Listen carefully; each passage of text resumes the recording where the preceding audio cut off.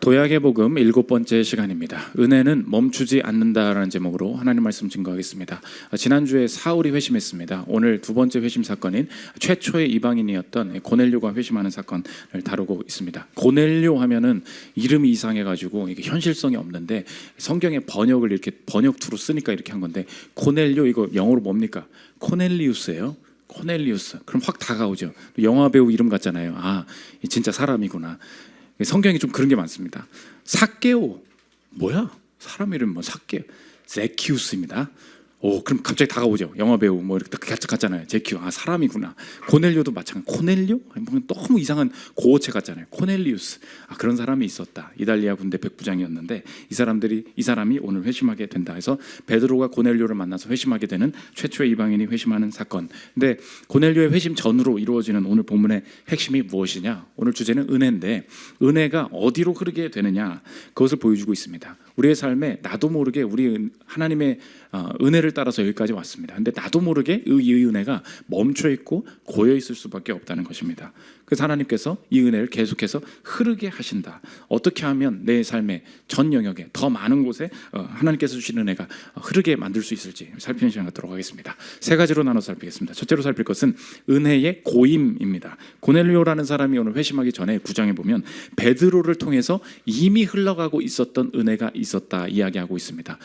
세상 사람들과는 다르게 예수를 믿고 공동체를 이루다 보니 그 안에는 이미 은혜가 흐르고 있었던 거예요. 그래서 오늘 두 가지 병자가 일어나는 사건을 기록을 하는데 일부러 두 가지를 기록을 하고 있었다는 것입니다. 병자가 있었습니다. 살아났습니다. 이 은혜였어요. 그런데 또 한 가지 기록합니다. 죽은 자가 있었습니다. 살아났습니다. 두 개를 얘기하고 있다는 것입니다. 왜 두 개를 얘기하냐? 물리적으로 더 많은 일들의 은혜가 있었다, 그것을 말할 뿐만 아니라 병자가 있었습니다. 그 사람 남자였습니다. 하나를 썼어요. 또 한 가지 기록을 또 비슷한 걸 또 씁니다. 왜 그러냐? 은혜가 이미 커졌었다는 거예요. 병자였는데 남자였습니다. 살았습니다. 죽은 자였습니다. 근데 그 사람 여자였습니다. 살아났습니다. 이거 무슨 말이에요? 그 시대 당시에 그 여성에 대해서는 역할도 못하고 기대도 않고 그랬었어요. 근데 이미 그리스도인 공동체 내에는 은혜가 흐르고 있었어요. 그게 뭐예요? 병자와 죽은 자가 살아날 뿐만이 아니라 사회적으로 대접받지 못하는 성별에 대한 차별까지도 없어지고 사람들이 역할을 하고 있더라. 의도적으로 누가가 두 개를 고넬료 이야기 하기 전에 일부러 쓰고 있다는 것입니다. 32절부터 한번 보십시오. 그때 베드로가 사방으로 두루 다니다가 루다에 사는 성도들에게도 내려갔더니 거기서 애니아라는 사람을 만나네. 남자예요. 그는 중풍병으로 침상에 누운 지 8패라. 베드로가 이르되 애니아야, 예수 그리스도께서 너를 낫게 하시니 일어나 내 자리를 정돈하라 한데 곧 일어나니 루다와 사론에 사는 사람들이 다 그를 보고 주께로 돌아오니라. 병자인 남자가 일어났습니다. 그런데 이미 이 공동체 속에는 하나님께서 이미 주신 은혜가 있었습니다. 죽은 자 여자가 살아난다. 36절부터 보십시오. 요바에 다비다라는 여제자가 있으니 그 이름을 번역하면 도르가라. 선행과 구제하는 일이 심히 많더니 루다가 요바에서 가까운지라. 제자들이 베드로가 거기 있음을 듣고 두 사람을 보내어 지체 말고 와달라고 간청하여 베드로가 사람을 다 보내고 무릎을 꿇고 기도하여 돌이켜 시체를 향하여 이르되 다비다여 일어나라 하니 그가 눈을 떠 베드로를 보고 일어나 앉는지라. 베드로라는 사도를 통하여서 예수 그리스도의 권세가, 그 은혜가 이미 흐르고 있었다, 그것을 보여주고 있습니다. 그 당시 로마의 지배 속에 그 사람들, 여자는 전혀 대접받지 못하고 그러던 그런 상황 속에서 이미 은혜가 있었는데 여제자라고 일부러 표현을 합니다. 그 당시에는 병들어서 병든 자가 고침받을 뿐만 아니라 사회적으로 무시받는 성별의 차별까지도 없어지면서 이미 은혜가 흐르고 있었다. 누가가 이 두 가지 기록을 보여주면서 시작을 하고 있다는 것입니다. 여러분의 인생도 마찬가지죠. 내가 인생에 마음에 들지 않는 거 많지만 가만 생각해 보면 하나님께서 하나님 만나고 예수 믿었던 것 때문에 내 인생에 이미 흐르고 있는 은혜가 있다는 것입니다. 생각해 보면 내 부모가 나에게 해준 거 없지 않습니까? 별로. 지금도 내가 별로 좋아하지 않는 부모죠. 그러나 그 사람이 나한테 돈은 주지 않았지만 그래도 교회 다니라고 하는 바람에, 그래도 예수 그리스도가 누군지 나한테 설명해 주는 바람에 내가 지금도 내 인생에 불만 많지만 그래도 하나님 의지하고 어려울 때 주님 의지하는 상황이 됐고, 내가 술 의지하지 않고 심하게 타락하지 않고 내가 그래도 날라리 신자로 살더라도 그 흐르는 은혜가 있잖아요. 가만 생각해 보면 밉다가도 그래도 예수 믿게 해준 건 고맙지, 이런 생각이 들 때가 있지 않습니까? 그게 여전히 내 삶에 이렇게 흐르는 은혜가 있다는 거예요. 부모가 신앙생활 하지 않더라도 내 인생 어쩌다가 예수님 만났죠. 불만인 거 참 많이 있지만 그래도 힘들 때마다 내가 예수 믿고 기도하는 습관 가지게 된 거, 하나님께서 주신 은혜가 여전히 있다는 것입니다. 문제는 뭐냐? 베드로의 상황이 오늘 두 가지 기적을 통해서 뭘 보여줘요? 이미 은혜가 흐르고 있었다고. 문제는 그 은혜가 여기에 고여 있었다. 베드로는 그 은혜가 확장되지 않고 점점 고인물이 되어가고 있었다. 그것을 의도적으로 누가가 보여주고 있는데, 베드로가 오늘 누구의 집에 있었냐, 이것을 통하여서 베드로의 은혜가 멈춰있고 고여버렸다라는 것을 의도적으로 보여주고 있는데, 우리 그냥 성경 읽으면 이거 뭐야, 지나가는 말인가 보다. 그렇지 않아요. 누가가 고넬료 10장에 넘어가기 전에, 이방인에게 나아가기 전에 베드로가 어디에 있었는지, 자신의 은혜가 자신의 기준에 맞춰서 막혀 있었구나, 이것을 의도적으로 보여주는데, 그 핵심이 43절입니다. 43절 한번 보십시오. 베드로가 요바에 여러 날 있어 시몬이라 하는 무두장이의 집에서 머무니라. 무두장이가 누구입니까? 영어로는 테너예요. 테너. 소프라노 테너 말고 TANN이에요. 테너. 짐승의 가죽을 벗기는 사람, 이게 무두장이에요. 그러니까 유대인들은 그 당시에 무두장이를 얼마나, 짐승 가죽 벗기고 얘가 해변 살았다고 10장에 나와요. 그러니까 물에 갔다가 씻고 막 그런 일 하는 사람이었어요. 집안이 얼마나 더럽고 피로 가득하고 온갖 그 짐승 냄새로 썩은 내가 가득했겠습니까? 그래서 유대인들은 이것을 불경하게 여겼어요. 그렇게 짐승 함부로 잡고 그러는 거. 그런데 이 베드로가 유대인이었죠. 아직 고넬료 이방인에게 나아갈, 예수 믿었지만 아직 그런 생각 하지도 못하고 있었어요. 그런데 자기는 나름 깨끗하고 의롭게 살고 있다고 자기 스스로 생각하고 있었습니다. 베드로가 어디에 있었다고요? 무두장이의 집에 있었다고요. 무두장이는 유대인들이 완전히 경멸했다고요. 더럽다고 여겼다고요. 그런데 단 한 가지 이유로 무두장이 집에는 갔어요. 왜요? 무두장이가 유대인이니까, 같은 민족이니까. 그러니까 너는 무슨 짓을 하든 깨끗한 애라고 생각을 하는 거예요. 무두장이의 집에는 있을 수 있어요. 그런데 일부러 43절에 무두장이의 집에 있습니다 그러면서, 야, 하는 행동을 보면 훨씬 더 경건했는데 고넬료한테는 안 가던데, 바로 이어서 10장 1절에 고넬료를 일부러 소개를 합니다. 들어보십시오. 가이사랴에 고넬료라는 사람이 있으니 이달리아 부대라는 군대의 백부장이라. 그가 경건하여 온 지방과 더불어 하나님을 경외하며 백성을 많이 구제하고 하나님께 항상 기도하더니, 항상 기도하고 구제하고 선행을 하는, 겉으로 인간이 보기에 깨끗한 고넬료라는 사람이 있었어요. 그럼에도 불구하고 베드로는 어디에 멈춰 있었습니까? 예수 이미 믿었다니까요. 그런데 무두장이의 집에 머무니라. 그 베드로가 바라보는, 세상을 바라보는 시선이 자신의 기준에 갇혀 있고 자신의 기준에 편협하게 은혜가 고이고 있었다, 멈추기 시작했다, 이것을 보여주고 있다는 것입니다. 베드로의 인생에는 한 번도 이방인 만나본 적이 없어요. 아무리 깨끗한 짓을 해도 너는 이방인이야, 여기에 멈춰 있는 거예요. 그러니까 하나님께서 오늘 고넬료를 향해서 나아가게 하시는 이유가 무엇입니까? 베드로에게 병 고치고 남성, 여성, 사회적으로 많은 사람들에게 은혜를 베푸는 것까지는 갔어요. 근데 어디에 멈춰 있어요? 무두장이의 집에. 내가 볼 때 괜찮은 사람, 내가 볼 때 얘는 깨끗한 사람, 아무리 딴짓을 해도, 무두장이어도 거기에 멈춰 있다 보니까 하나님께서 만나게 하시는 사람, 하나님께서 만나게 하시는 새로운 일, 새로운 영역을 향해서는 나아가지 못하고 있었다. 그게 베드로가 스스로 가로막고 있는, 공동체가 막혀 있는 은혜의 흐름이었다는 것입니다. 저 여러분도 마찬가지죠. 그럼 우리의 인생, 하나님의 내 기준을 가지고 나름 하나님의 은혜 때문에 여기 왔어요, 여기까지. 그런데 내가 살아왔던 스타일이 있죠. 만나왔던 방식이 있죠. 살아오는 삶의 환경들이 있지 않습니까? 그러다 보니까 내가 다른 사람을 향해서 못 가요. 지난주에도 얘기하지 않았습니까? 우리 교회에 자매들의 특징이 있다고, 맨날 좋은 배우자 만나게 해달라고 기도하고 막 기도 부탁한다고 맨날 얘기하다가 지나가면서 살짝 얘기한다 그랬죠. 목사님, 그래도 키는 조금 크면 좋아요, 이렇게 하고 그냥 간다고요. 그게 뭐예요? 내가 볼 때는 더러운 거야. 내가 살다 보니까 주변의 상황에 따라서 내 인생에 인식하게 되는 게 있어요. 절대로 하나님이 나는 키 작은 남자는 만나게 하시지 않을 거라고 자신이 가진 확신이에요. 그러다 보니까 아무리 내 주변에 하나님께서 배우자를 이렇게 지나가게 만드시고 눈 맞추시게 하셔도 쟤는 내 예외야, 나의 고넬료예요. 왜요? 내 인생에 막혀 있는 거, 내가 살아온 인생과 기준 때문에 막혀 있는 게 있다고요. 그럴 때 하나님께서 겪게 하시는 게 무엇입니까? 너의 무두장이의 집을 벗어나라고 하시는 거예요. 어떤 분들은 꼭 저한테 와가지고, 제가 목사지 않습니까? 저한테 목사님 배우자 기도 좀 부탁드려요 그러면서, 근데요 목사님, 저는 절대로 목사는 안 만날 거예요. 절대 목사 안 만난다는 말을 목사 앞에서 한단 말이야. 그럼 그 느껴지는 게 뭡니까? 내가 더럽다는 거죠. 난 막 뭐 묻는 것 같아 느낌이. 네가 날 바라보는 게 굉장히 더럽게 느껴진다. 이런 게 느껴질 때가 있어요. 그럼 속으로 얘기하죠. 너 같은 애가 목사 만나기가 쉬울 거야. 하나님이 꼭 너한테는 목회자로 허락하실 거야. 제 속으로 이렇게 막 중보기도를 하고 막 그럴 때가 있습니다. 이 보이십니까? 이 오늘 고넬료 본문이 최초의 이방인에게 복음이 전해지는 본문이에요. 당연히 맞죠. 그래서 인종적인 갈등을 넘어서서 온 만민에게 열방에게 복음을 증거한다. 그러나 여러분, 여기에 앉아 있는 여러분이 어느 순간에는 단기 선교를 갈 수도 있고 어떤 사람들은 어떤 다른 민족을 향해서 선교사로 파송을 받을 수 있겠죠. 그러나 여기 있는 모두가 매주 매일 그런 일들을 당하지는 않지 않습니까? 그러면 내 인생에 이거는 뭐 다른 선교사들이나 뭐 이렇게 그냥 전반적으로 복음이 전파될 때 적용되는 일이다 이렇게 하고 끝난다는 거예요. 아니에요. 이 본문은 우리에게 단기 선교 몇 번 갔다 오라는 소리인가 보지 그게 아닌 거예요. 오늘 내 인생이 데일리로 적용돼야 되고 데일리로 우리에게 말씀하시는 본문이 된다는 것입니다. 핵심이 뭐예요? 정리하면 제목과 같죠. 은혜는 멈추지 않는다는 거예요. 어떻게 멈춰요? 여기까지로 은혜로 온 거 인정한다니까요. 베드로는 나도 모르게 내 인생에 여기 무두장의 집에 고여있고 멈춰 있었어요. 내 그 인종적인 판단 때문에. 여러분의 인생에 내가 뭐 베트남 사람 만나라는 얘기입니까? 내가 뭐 일본 사람 사랑하라, 그게 아니라고요. 나도 내 인생에 살아온 환경 때문에 하나님의 은혜로 넓히시는 거 복음 다 필요 없어.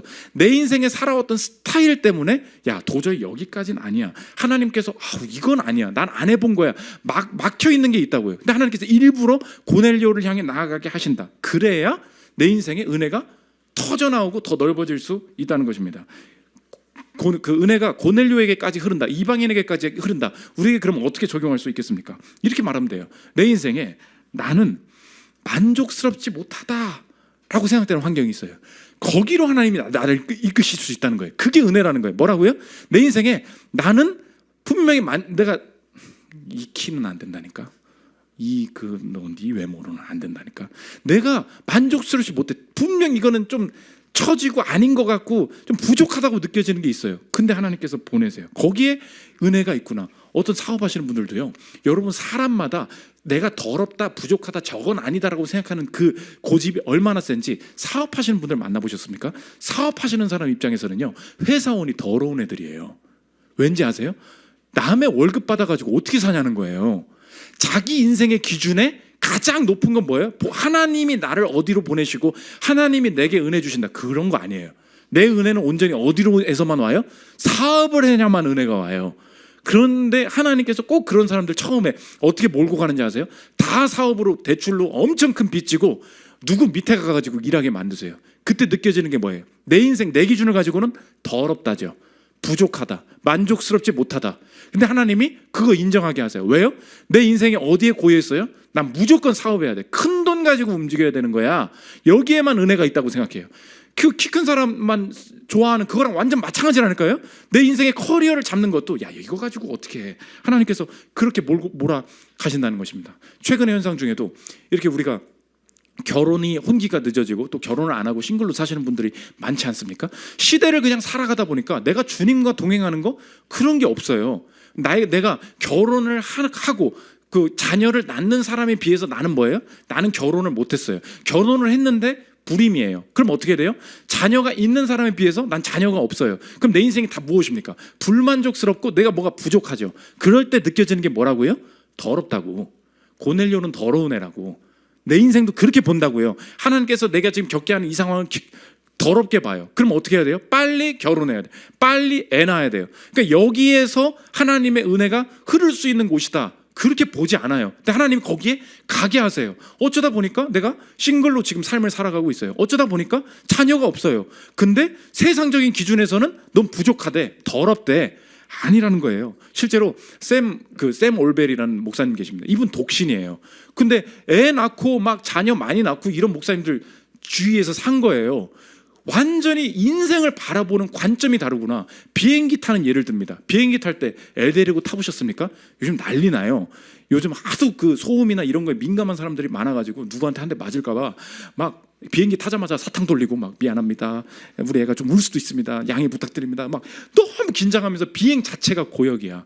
그런데 애 낳은 사람과 낳지 않는 내 인생을 바라볼 때 왜 하나님께서 내가 홀로 살게 하신 이 상황이 은혜임을 알지 못할까? 이분이 그래서 중요하게 얘기하는 게 독신이나 이런 거 젊은 사람이나 결혼 못한 사람들한테만 적용되는 말씀이라고 생각한다는 거예요. 아니에요. 여러분, 우리의 인생은 어느 순간 모두 독신이 됩니다. 왜요? 여러분 결혼했죠? 동시에 천국 갑니까? 그렇지 않죠.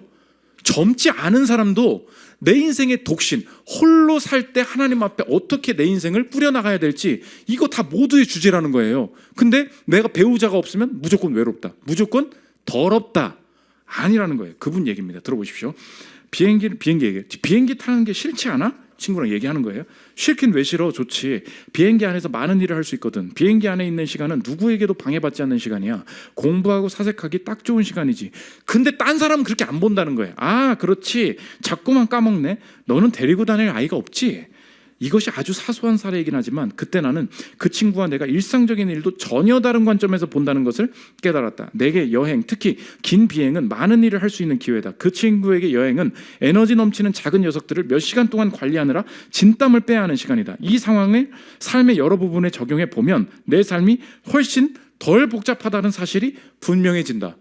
내 인생 다시 바라보게 되었다는 거예요. 그걸 따라가야 되냐? 아니라는 거예요. 하나님이 나를 싱글로 살게 하실 때 여기서 누릴 수 있는 유익이 너무 많다.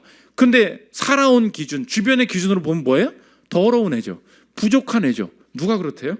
아니에요. 하나님이 오늘 무두장애의 삶에 있던 베드로를 끄집어내셔 고넬료한테 가게 만드시죠. 여러분도 마찬가지입니다. 해외 선교 가란 얘기가 아니라는 거예요. 오늘 내가 이미 이렇게 살고 있다고 내가 절대 이거는 안 해. 절대 여기까지는 안 돼. 이거 하나님께서 벗어나게 만드신다는 것입니다. 이것이 바로 은혜의 그 시작이 된다는 것입니다. 두 번째로 살펴볼 것은 은혜의 흐름입니다. 주님이 내 인생 고인물에서, 이 썩은 물에서 벗어나게 하실 때 어떻게 이 은혜가 흐르게 만드시나. 은혜의 흐름은 두 가지로 방향으로 나타나는 거예요. 첫째로 은혜는 무조건 주권적으로 흐른다는 것입니다. 우리가 스스로 넓어지려고 해도 절대 안 돼요. 그럼 어떡합니까? 베드로가 예수를 믿었는데도 온 열방이 주님 앞에 돌아올 수 있다고 내가 믿어도 안 간다니까요? 그럼 어떻게? 주권적인 섭리로 해야죠. 베드로가 기도하러 갔어요. 여러분, 기도하면 나타나는 현상이 무엇입니까? 기도하면 응답이 있는 게 아니고 기도하면 늘 배가 고파요. 그렇죠? 기도가 끝나면 늘 배가 고프다고. 베드로가 딱 그랬어요. 너무 배고파서 야, 상 차리자고 상 차리고 있는데 상 차린 다음에 밥이 나와야 되는데 갑자기 환상으로 밥이 내려오는 거예요. 들어보십시오. 10장 9절입니다. 이튿날 그들이 길을 가다가 그 성에 가까이 갔을 그때 베드로가 기도하려고 지붕에 올라가니 그 시각은 제6시더라. 이게 이제 12시 정도 되는 거예요. 그가 시장하여 먹고자 하며 사람들이 준비할 때에, 시장하여, 배가 고프죠. 기도했더니 이제 배가 고파. 황홀한 중에 하늘이 열리며 한 그릇이 내려오는 것을 보니 큰 보자기가 갖고 내귀를 메어 땅에 들이었더라. 그 안에는 땅에 있는 각종 네발 가진 짐승과 기는 것과 공중에 나는 것이 있더라. 또 수르가 있을 때 베드로가 일어나 잡아 먹어라 하거늘. 여기까지. 이 환상이 3번 보여지고 올라갔어요. 그러면 밥 먹기 직전이었는데 갑자기 4발 달린 짐승이 왔더니 집어먹어. 토끼가 뛰어다녀. 이거 먹어라. 뭐야 이거, 뭐 더러워서 어떻게 먹어 하고 있는데 그게 3번 보이고 올라갔어요. 베드로가 어떻겠어요? 뭐야 이거, 이게 뭐지? 하나님의 이 은혜가 흐르게 만드시는 것은 언제나 주권적이라는 걸 알 수 있는 게 뭐냐? 베드로의 의지가 아니었어요. 이 환상이 벌어지고 있는 그때에 동시에 마침 고넬료에게 환상 주셔서 이 생각을 하고 있을 때 고넬료가 딱 들어오게 하시는 거예요. 10장 17절 보십시오. 베드로가 본 바 환상이 무슨 뜻인지 속으로 의아해 하더니 마침, 이게 뭐지? 마침 고넬료가 보낸 사람들이 시몬의 집을 찾아 문 밖에 서서 불러 묻되 베드로라 하는 시몬이 여기 유숙하느냐 하거늘. 그럼 이 환상 왜 주셨다는 걸 깨달았겠어요? 이 사람 더럽게 보지 말라고, 너에게 주신 은혜가 흘러가는 길이라고 이렇게 보게 만드신다는 것입니다. 우리에게 적용할 수 있겠죠.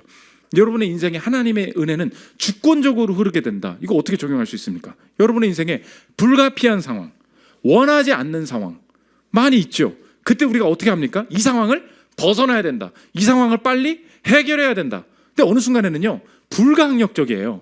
못 받고 어쩔 수가 없다고. 여러분 옆 사람 봐요. 내가 그 사람이랑 어쩌다 얘랑 결혼했냐?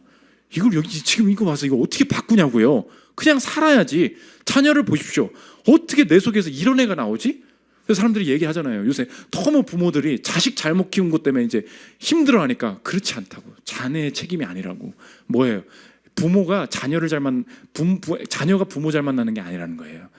부모가 좋은 자녀를 만나야 된다. 그래서 너무 책임감 갖지 말라고. 그 정도로 우리 인생에 어쩔 수 없는 게 있잖아요. 그때 어떻게 해석해요?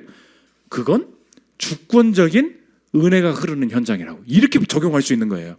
불가항력적입니까? 변하지 않죠. 그럼 어떻게 해요? 무조건 벗어나야 된다? 절대 아니라는 거예요. 뭐예요? 주권적으로 이끄셨는데 마음에 안 들어요. 그러나 은혜가 커지게 만드시려는구나.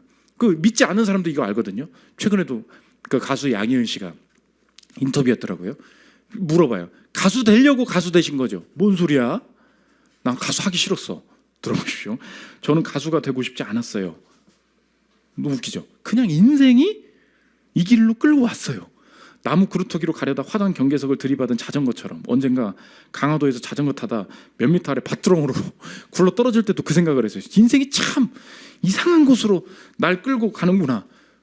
강화도 타다가 떨어졌대. 자전거 타다. 거기서 인생을 생각했다는 거예요. 내 인생 뭐냐? 원하는 거 아니야. 하는 그냥 주권적으로 그냥 끌고 가지는 거지. 그럼 세상 사람들 뭐래요? 어쩌다가 이렇게 가수로 성공했으니까 이렇게 말하는 거지. 우리 인생에 어쩌다 여기 처박혔냐? 이렇게 생각되는 게 있잖아요. 신앙인들은 그걸 어떻게 받아들일 수 있다고요? 은혜가 불가항력적인 곳에서 주권적으로 하나님의 은혜를 키우시려고 내 인생을 이끌어 가시는구나. 이렇게 적용할 때부터 내 인생이 완전히 다르게 보이기 시작한다는 것입니다. 프로게이머 하다가 목사 되신 분이 계십니다. 서진교 목사님이라고. 이분이 목사 된 다음에 내 인생 어떻게 쓰임받지 고민하는데 하나님이 주권적으로 두 작은 사람을 보여주시더라는 거예요. 하나가 노숙자고 또 하나가 장애인이고 내 인생 쓰임받기를 원한다. 근데 이게 주권적인 걸 어떻게 알 수 있냐? 뭐 어떻게 해야 될지 모르잖아요. 그 사람들 어떻게 섬기지? 그래서 내가 장애인 사역하고 싶어 라고 했는데 하필 장애인 사역을 알고 있던 자기 옆에 친구가 호되게 혼내면서 네가 무슨 장애인 사역을 해? 그러면서 장애인 사역의 핵심을 자기한테 알려주더라는 거예요. 들어보십시오. 진교야, 넌 앞으로 장애인들 위해 뭐가 하고 싶니? 나 목사가 될 거라서 교회에서 복지관 지어서 장애인들 돌보는 일 하고 싶어. 확 화내더라는 거예요. 장애인이 원하는 건 돌봄이 아니라 자립이야. 사람이라면 누구나 자립을 원하듯이 장애인도 스스로 서는 자립을 원해. 다만 자립할 수 있는 여건이 갖춰져 있지 않아 돌봄을 받고 있는 것뿐이지 대부분의 장애인들은 자립을 원해. 오늘 이제 고넬료에게 나가는 것처럼 우리도 사회적으로 우리가 잘 만나지 못하는 사람들 향해 나아가기 위해서 이런 적용을 해보는 거예요. 이 사람이 장애인 품고 싶어서. 근데 얼마나 이 은혜가 주권적으로 오느냐. 야, 장애인들 돕는다고 네가 뭘 도와? 돕는다고 생각하는 것 자체가 착각이야. 장애인들을 어떻게 세워야 되는지 아니? 그냥 도와줄 게 아니라 스스로가 자립하게 해야 돼. 머리를 꽝 세게 맞은 거예요. 하나님이 주권적으로 어떻게 이끄시니? 이분을 사목으로 몰고 가시는데 지금도 서울이나 경기에 굉장히 수십 곳에 있거든요. 그 굿윌 스토어라고. 굿윌 스토어가 있어요. 이게 뭐 하는 곳이냐? 우리가 쓸 수 있는 물건, 새 거든 아무튼 사용할 수 있는 물건을 다 기부받아요. 그것을 다시 포장하고 다시 가공해가지고 판매를 해요. 근데 모든 직원이 누구냐? 장애인이에요. 장애인들이 판매하고 그들에게 그 수익금으로 급여를 지급해. 그래서 어떤 물건이 있다 그러면 가지러 가기도 해요. 여러분 한번 지도에 검색해서 있으면 한번 방문해 보십시오. 그러니까 그들이 힘을 얻는 거예요. 장애인들이 어려운 게 뭐냐?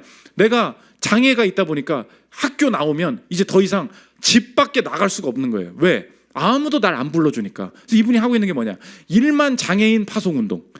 한국교회의 10%만 그 기부하는 일들 해줘도 장애인들이 살아나기 시작한다. 이들을 밖으로 나오는 거예요. 그러니까 이분이 하필 또 그 하나님께서 겪게 하신 게 뭐냐? 자기의 자녀가 조금 장애를 가진 친구가 있었어요.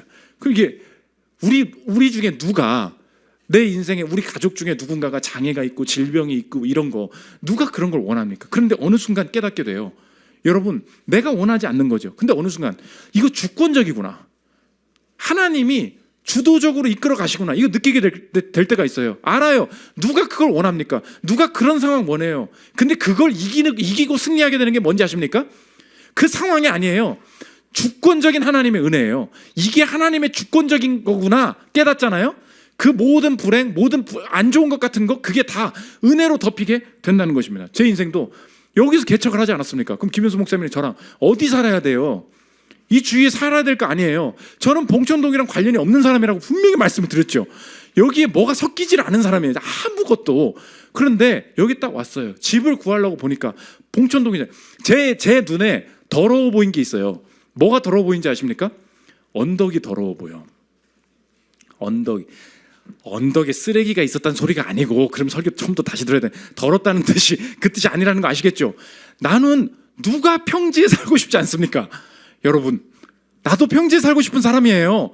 그런데 하나님이 주권적으로 여기에 개척하게 하셨잖아요. 집을 구해야 될 거 아니에요. 평지가 너무 비싸잖아요. 그래서 찾았다고. 내 금액이랑 딱 맞게 하나님께서 주권적으로 주신 곳이 어디예요? 언덕이라고. 그럼 그건 뭐예요? 주권적인 언덕인 거예요. 여러분, 언덕이 더러워 보이죠? 여러분의 인생이 더러워 보이죠? 그 부분이, 그걸 이기는 게 뭔지 아십니까? 이건 주권적인 거야. 그렇게 되잖아요. 거기서 복이 있고요. 거기서 그 집에서 은혜가 임해요. 그 집에서 다음 길이 열린다고. 하나님이 꼭 그 다음 흐르는 은혜의 보물을 어디에 숨겨놓는지 아십니까? 내가 자꾸 은혜 의지하지 않고 내 기준대로 요기하고 싶은 거, 그거 못하게 하세요. 내가 어쩌다가 내가 이 꼴이야? 어쩌다 이 부서야? 어쩌다 이런 남편이야? 어쩌다가 이런 가난까지? 어쩌다 이런 질병 치료를 해? 막 몰고 가세요. 거기서 붙드는 게 뭐예요? 은혜밖에 없는 거예요. 처음에는 남들이나 그런 거 하라고 하지, 더러워 보이고 내외하는 분야였어요. 근데 내가 그렇게 됐네? 언덕. 내가 그래서 신혼부부들 이렇게 상담할 때 김현수 목사님은 뒤에서 하는 얘기가 있어요. 참 우리 교회 성도들 가만히 들어보면은 뭘 저렇게 자기의 마음에 있는 거 진짜 본질적인 이야기를 피하느라고 저렇게 빙빙빙빙 돌려가지고 그 신혼 애들 저렇게 얘기하는지 모르겠다고. 집을 구하래. 돈이 없대. 그래? 돈에 맞는 집을 구해. 얘기해줬거든요. 뭐라 하더니 목사님 돈이 없어요. 뭐라 계속 뭐 월세 살고 어쩌고 저쩌고 해. 아니야, 구할 수 있어. 구해. 네 여력에 맞는 집을 구하라고.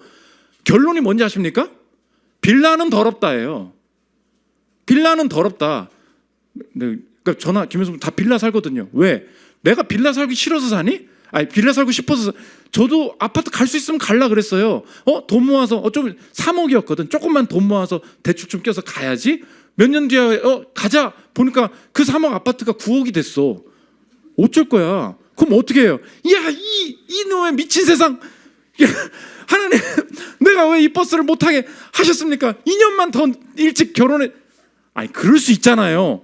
그러면 그 기준을 가지고 보면은, 잘 들어, 진짜 나 이제 농담반 진담반이지만 여러분 인생을, 은혜를 못 구하게 하는 게 바로 그거라니까요. 그리고 나서 딱 쳐다봐. 더럽죠? 나 이런 데 살기 싫죠? 그렇잖아. 누가 그 마음 몰라요? 맨날 본질을 피해. 넌 결국 하나님의 은혜보다 나는 요 정도 살아야 되고 이런 남자랑 결혼해야 되고요. 절대 목사는 싫어. 뭐 그런 거잖아요. 그럼 어떻게, 한 주에는 어떻게 하냐고. 그런 얘기를 들으면은 목사는 최현지 자매는 어떻게 하냐는 거예요. 그렇잖아. 여러분 모르죠? 우리에게만 있는 은혜가 있어요. 그거라고. 그거 싱글에게 주시는 은혜가 있어요. 자녀가 불임인 상황에서 주시는 은혜가 있고요. 자녀가 방황할 때 주시는 은혜가 있다고요. 주권이 이겨요, 상황보다. 여러분 그거 못 붙들고 있는 거예요. 두 번째, 은혜는 언제나 주권적이고 상호적이라는 거예요. 상호가 뭐예요? 서로가 유익이라는 거죠. 고넬료한테 복음 전했어요. 표면적으로만 보면 이 본문 유익 얻은 것은 누구입니까? 베드로는 수고만 했고 고넬료는 복음을 받아들이니까 고넬료가 유익을 얻었죠. 제가 늘 요즘 강조하는 게 무엇입니까? 하나님의 은혜가 다른 사람의 유익을 구하게 만들면 내 유익이 없어진다. 이 분리된 세계관이라고. 하나님의 나라는 뭐예요? 그렇지 않다고. 상호적이라고. 그래서 오늘 본문을 보고, 오늘 누가 회심했냐? 고넬료 회심 사건이 오늘 본문의 핵심이 아니라는 거예요. 존 스투트 목사님의 이야기를 들어보십시오. 그분은 어떻게 베드로의 뿌리 깊은 인종적 편협함을 타파하는데 성공하실 것인가? 이 장의 중요한 주제는 고넬료의 회심이라기보다는 누구예요? 오히려 베드로의 회심이다. 베드로의 컨버전이라는 거예요.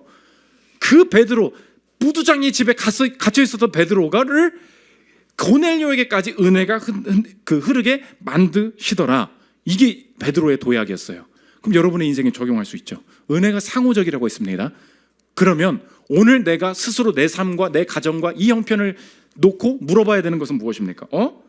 하나님은 이 상황에서 오히려 나에게 무슨 유익을 주시려고 하시지? 당연히 이렇게 물어볼 수 있는 거예요. 억지로 이 상황에서도 배울 점이 있을 거야, 이 상황에서도 분명히 감사할 부분이 있을 거야, 내 추측과 내가 가공하는 감사가 아니에요. 뭐라고요? 은혜는 상호적이라고. 그러면 나에게 주시를 분명히 한 은혜가 분명히 있는 상황이라는 거죠. 그러면 그 방향의 마음을 열어야 될 거 아니에요. 하나님 어떤 쪽이었나요? 깨닫게 하시면 그때부터, 오늘 아까 그 굿윌 스토어를 만들었다고 하지 않았습니까? 장애인을 위해서, 장애인들이 돈 벌기 위해서 그 굿윌 스토어를 만들었어요. 그러면 여러분 생각해봐요. 누가 유익을 얻어요? 장애인이 유익을 얻죠. 그러면 장애인들을 돕는 사람은 어때요? 뼈 빠지게 고생, 이렇게 생각이 되잖아요. 그 스토어에 손님이 왔어요. 어떤 사람들이 눈물을 흘리면서 자기한테 쪽지를 주고 가는 거야. 장애인들을 살려서 고마운 줄 알았어요. 아니에요. 자기가 살았다는 거예요. 손님의 얘기입니다. 들어보십시오. 안녕하세요. 한동안 살기 싫을 때가 있었는데 이곳에서 일하는 장애인분들 보면서 살 용기를 얻었습니다. 감사한 마음에 간식을 준비했습니다. 맛있게 드셔주시고 지금처럼 힘차게 일해주시기를 바라봅니다. 감사합니다.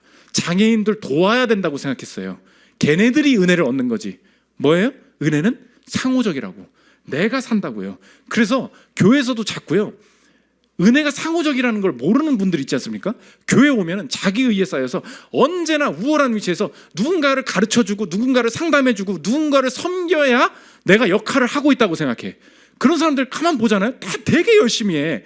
근데 가만히 보고 있으면 저 사람 되게 불쌍해요. 왠지 아십니까? 내가 도움을 받아야 되는 사람이라는 걸 인정을 하기가 싫은 거예요. 그러니까 자꾸 훈수 두고 지적질하고, 뭐 어디 보면 어른들도, 그래서 어른이 될수록 조심해야 되는 게 뭐냐, 2층에 내려가자마자 누구한테 막 무슨 소리 하고 싶은 거야. 저 젊은 애들 보면은 내가 막 다 가르쳐줘야 될 사람으로 보이는 거예요. 아니에요. 내가 오늘 위로를 받아야 되고요, 내가 오늘 얻을 수 있는 게 있어요. 교회는 그런 곳이에요. 은혜는 상호적이에요. 내가 주기만 하는, 아니에요. 오늘 내게 주실 유익, 내가 받을 위로를 주님께서 예배해 두고 계시다는 것입니다. 엊그제 청소년 캠프를 갔거든요. 청소년 캠프가 이제 금요일 토요일 했는데 위치를 용인으로 잡았습니다. 왜 용인으로 잡았냐? 우린 용인 잘 안 갔어요.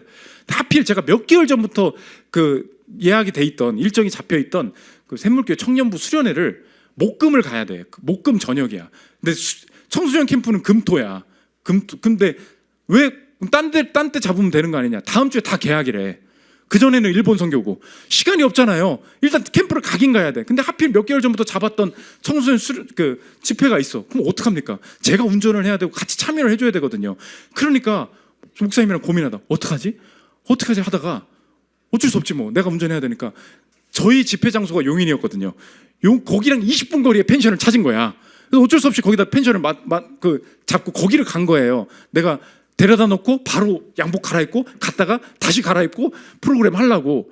그럼 이야기할 수 있죠. 목사님 너무 이기적이네요. 목사님 집회 장소에 따라서 애들을 데리고 뭐 원하는 대로 바로 옆에다가 내 옆으로 뭐 엄청 이기적인 목사님, 그렇게 그렇지 않아요. 지금 농담으로 그렇게 할 수, 어쩔 수 없이 한 거잖아요. 그런데 그러면 교회에서 청소년들이 나를 배려, 그런 줄 알죠? 그러지 않았어요. 우리가 그것 때문에 어쩔 수 없이 이걸 찾다가 우리가 어떻게 이 캠프를 어떻게든 진행해 볼까 하다가 거기 펜션을 찾았는데 대박이 난 거야. 그 차로, 여러분 얼마나 청소년들 데리고 이동하기가 어렵습니까? 딱 1분 거리에 오늘 20일 날 폐장하는 용인 청소년 수련원 물썰 매장이랑 수영장이 거기 바로 옆에 있는 거야. 그래가지고 어디 뭐 바다 가지도 않고 거기서 캠핑해서 고기 구워 먹다가 한숨 자고 바로 1분으로 갔는데 수영장이 있는 거예요. 실컷 수영하고 놀고 왔어요. 유익이죠? 오늘 무슨 얘기를 제가 하고 있는 겁니까? 상호적이라고. 나만 도움을 얻은 게 아니라는 거예요. 하나님께서 어떤 상황 속에 저 사람을 도와야 되는 것 같아, 난 손해지, 아니라니까요. 수련회 갔을 때도 보조교사들 데리고 갔습니다. 교사 앞에 뭐가 붙었어요? 보조잖아. 그러면 제 인생을 하나님께서 돌아보게 하시는 게, 저는 어딜 가면 내가 보조교사잖아요. 그러면 나는 보조만 하는 사람입니다. 왜요? 보조교사 힘들잖아. 내 스케줄 빼서 뭐 누가 돈을 줘요, 뭘 줘요? 내가 쉴 수 있는 시간 내가 빼가지고 보조교사로 가는 거잖아요. 그럼 사람들이 당연히 뭐 대충 애들 그냥 놀으라고 하고 쉬고 싶고 그런 마음이 있죠. 그 마음이 제 마음에 있었을 거 아닙니까? 그럼 제가 총괄하는 사람 입장에서는 보조교사를 쪼아야겠죠. 보조교사지만 주교사로 일하려고 쫄라고 내가 각오하고서 가가지고 고기는 굽고 있나 막 체크하고 막 하려고 갔단 말이에요. 내가 또 집회도 가야 되니까. 갔더니 그렇지가 않은 거예요. 보조교사들인데 앞서서 다 헌신하고 어떤 친구는 샤워를 벌써 3번 했대. 애들이랑 놀아주느라고. 진짜 몸을 던져가지고 놀아주고 밥 해주고 고기 구워주고 너무 잘해주는 거예요. 그때 느낀 게 뭐냐, 제가 그들한테 가르쳐주고 이렇게 해야 된다고 말해주려고 그랬어요. 아니에요. 그들이 저를 가르쳐. 나는 늘 보조였거든. 네 인생 그렇게 보조로 사니까 너는 목사를 시키는 거야. 하도 일을 안 하니까 하나님이 내 안에 완악함을 보게 하셨다는 것입니다. 은혜는 뭐예요? 주권적이에요. 그런데 상호적. 모두가 유익을 얻는다. 마지막 3번째, 은혜의 선구자입니다. 오늘 질문은 이것입니다. 은혜의 근원 되신 하나님께서는 그 은혜를 어디까지 흐르게 하셨습니까? 마지막 질문이에요. 하나님의 은혜는 의인들에게 의로움에 깨끗함에 고여있지 않았다. 마태복음 9장 10절 읽고 마치겠습니다. 예수께서 마태의 집에 앉아 음식 잡수실 때 많은 세리와 죄인들이 와서 예수와 그의 제자들과 함께 앉았더니 바리새인들이 보고 그의 제자들에게 이르되 어찌하여 너희 선생은 세리와 죄인들과 함께 잡수시느냐. 고여 있으라는 거죠. 예수께서 들으시고 이르시되 건강한 자에게는 의사가 쓸데없고 병든 자에라야 쓸데있느니라. 너희는 가서 내가 긍휼을 원하고 제사를 원하지 아니하노라 하신 뜻이 무엇인지 배우라. 나는 의인을 부르러 온 것이 아니요 죄인을 부르러 왔노라 하시니라. 저와 여러분의 인생 아무리 잘 사는 것 같아도 우리의 인생에 흐르던 은혜가 그치고 은혜가 멈추고 은혜가 고이는 순간이 옵니다. 그게 언제입니까? 저와 여러분이 다 똑같아요. 우리의 인생에 흐르던 은혜가 죄인이기 때문에 멈추고 고이고 중단되는 순간, 그게 죽음이죠.